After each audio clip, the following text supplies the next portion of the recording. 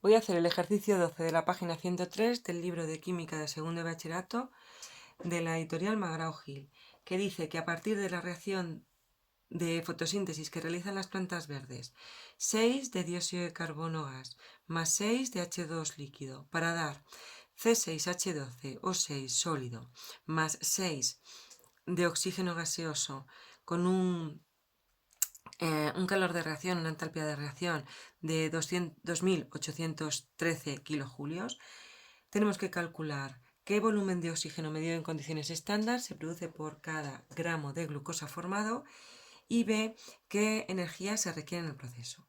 Entonces, lo que vamos a hacer en primer lugar para determinar o calcular el volumen de oxígeno, lo que voy a ver es si nos dicen que partimos de una masa de glucosa de 1 gramo,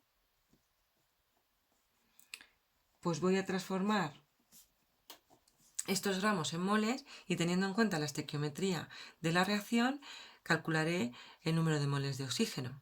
Por otra parte, considerando que el oxígeno se comporta de forma ideal, pues aplico la ecuación de los gases ideales y de ahí saco el volumen del oxígeno en condiciones estándar. Entonces, la masa molecular de la glucosa se determinaría considerando 6 veces la masa atómica del carbono, más 12 veces la masa atómica del hidrógeno, más 6 veces la masa atómica del oxígeno. Como datos, como valores de masas atómicas, los datos que nos dan en la tabla de Bau, ¿vale? Entonces son, para el carbono, 12,01. Para el hidrógeno, 1,01 y para el oxígeno 16,00. Meto los datos en la calculadora y tengo 6 por 12,01 más 12 por 1,01 más 6 por 16 igual a 180,18.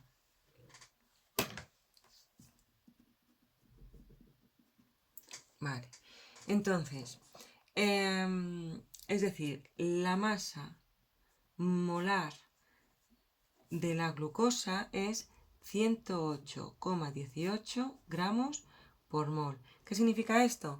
Que un mol de glucosa tiene una masa de 180,18 gramos. Entonces, el número de moles de oxígeno que se generan junto con por gramo de glucosa sería, a partir de 1 gramo de la glucosa,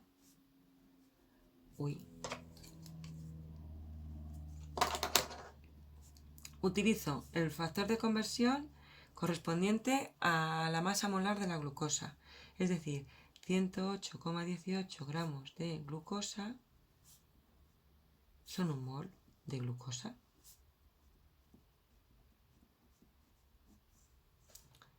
Y así obtengo el número de moles de oxígeno. 1 dividido 180,18 y me da pues un número muy feo que yo voy a poner pues 5,55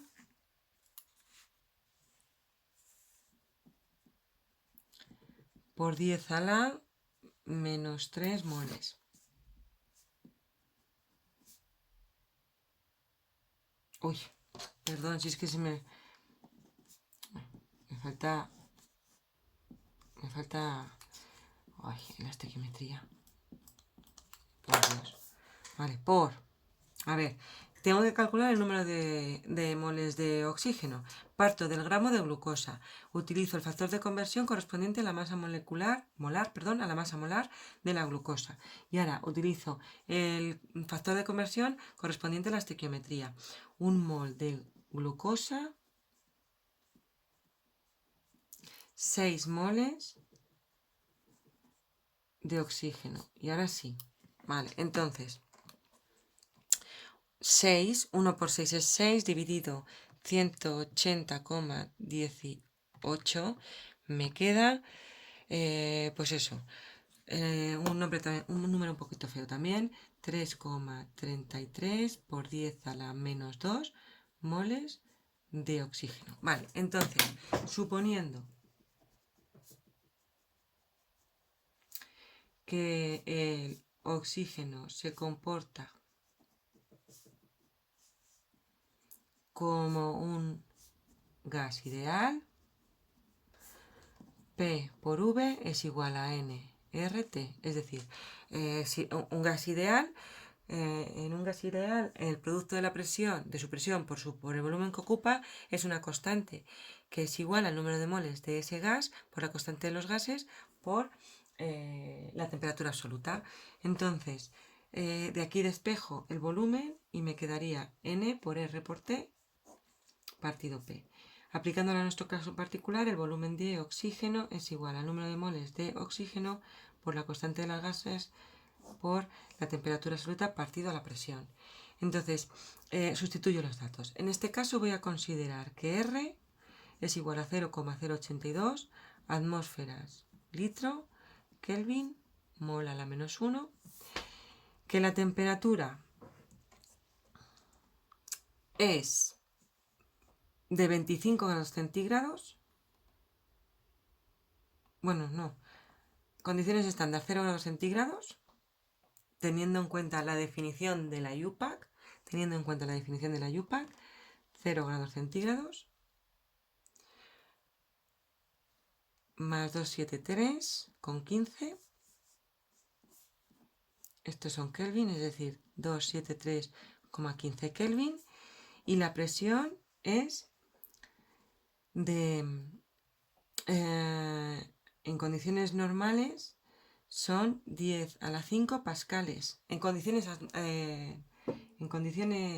estándar, ¿vale?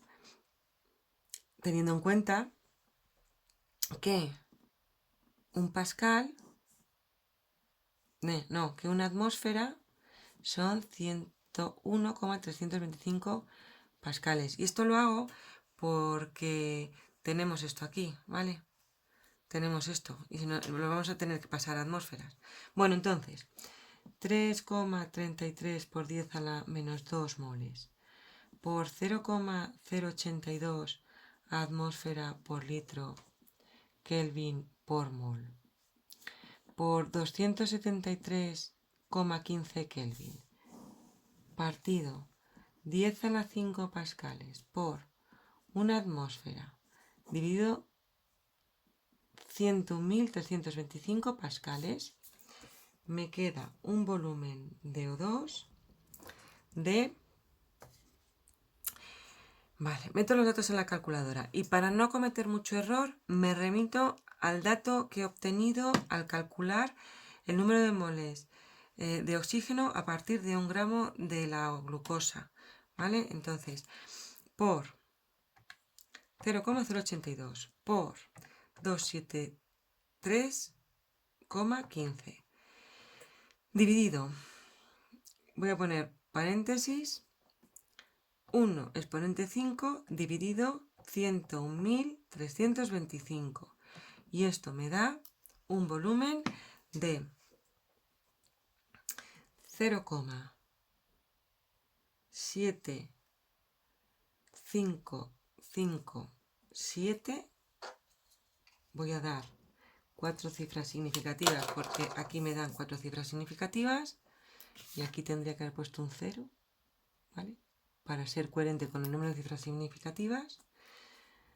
7,557 litros. Ojo, en la EBAU en lugar de darnos litros nos dan decímetros cúbicos. Entonces, ojo con esto, porque a lo mejor son un poco quisquillosos y tenemos que dar el volumen en decímetro cúbico, ¿vale? Y esta sería la respuesta al primer apartado.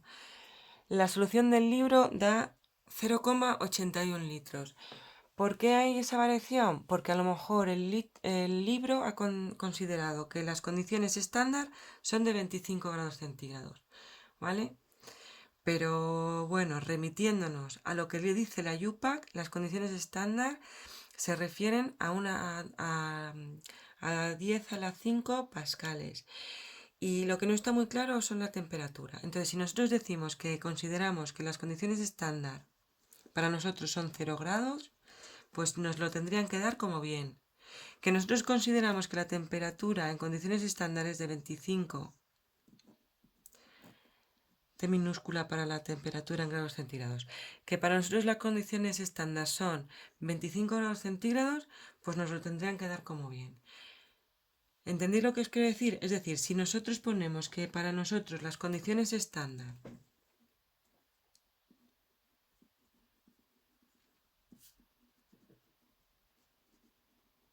son 0 grados centígrados y 10 a la 5 atmósferas, estaría bien.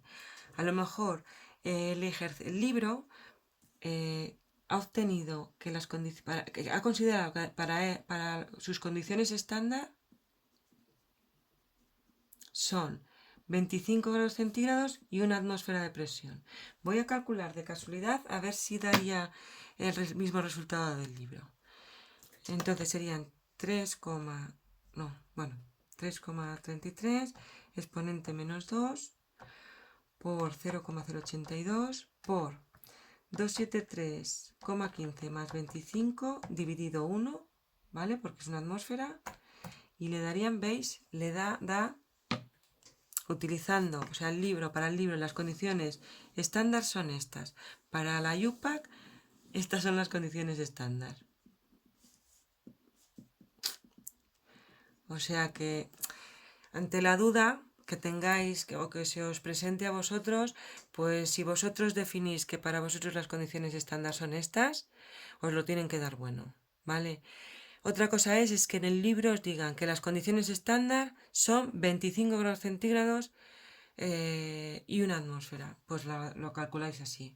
O en el examen de lavado, que os digan que las condiciones estándar son 25 grados centígrados y una atmósfera de presión, ¿vale? Pero mientras tanto, pues la UPAC dice esto y lo que dice la UPAC va a misa, aunque nadie le hace ni caso. Bueno, que me enrollo. Vamos a hacer el apartado B. Energía que se requiere en este proceso. ¿En qué proceso es? En el proceso de formación de un gramo de glucosa. Entonces nosotros sabemos que por mol de glucosa se necesita este calor.